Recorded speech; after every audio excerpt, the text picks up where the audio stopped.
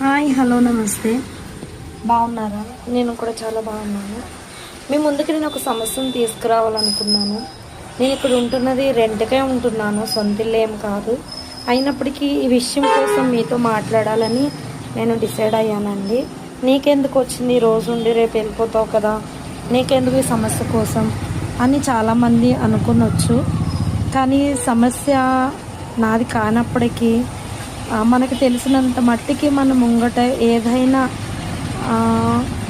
తప్పు జరిగినా, ఒకేలా అది ఆ సమస్య మంచిది కాదు అని అనిపించిన మనం చెప్తాం కదండి ఎవరికైనా, ఇది మంచిది కాదు, ఇలా చేయొద్దు అని.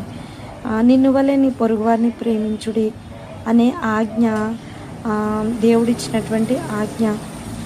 నన్ను నేను ప్రేమించుకోవడం కాదు, కానీ నన్ను వలే ఇతరులను కూడా నేను ఆ రకంగానే భావిస్తానండి.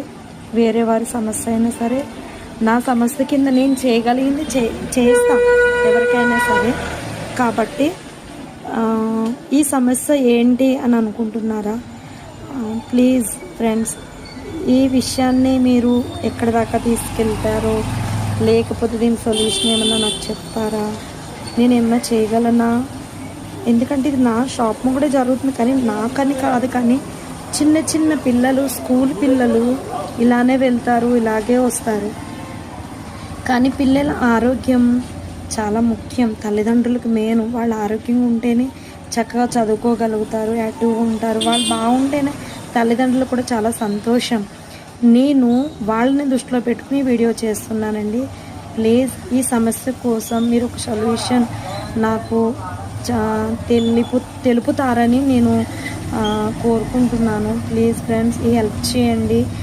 ఈ సమస్యని ఏ విధంగా అరికట్టాలో మీరు చెప్పండి. ఎందుకంటే నేను ఇక్కడికి వచ్చి 1 year అవుతుంది. ఈ 365 రోజులు కూడా ఈ రోడ్డు ఇట్లానే ఉంది. మరి ఎవరైనా దీని విషయం కోసం ఏమైనా చేశారా లేదా అంటే నాకు తెలీదు. జిహెచ్ఎంసీ వాళ్ళు వస్తారు, ఏదో చేస్తారు, వెళ్తారు, మళ్ళీ నార్మల్ అయిపోతుంది. నేను కొంతమందిని వెళ్ళి అడిగాను, మేము ఏమన్నా కేసు మేము ఏమైనా కంప్లైంట్ ఇవ్వాలా, వెళ్ళి చెప్పండి వాళ్ళకి ఇస్తాము కంప్లైంట్ అంటే. నేను ఇస్తేనే కంప్లైంట్ ఏం చేయలేకపోతున్నారు, నువ్వు ఇస్తే ఏం చేస్తారు అని అన్నారు కాబట్టి నేను ఈ వీడియో చేస్తున్నాను.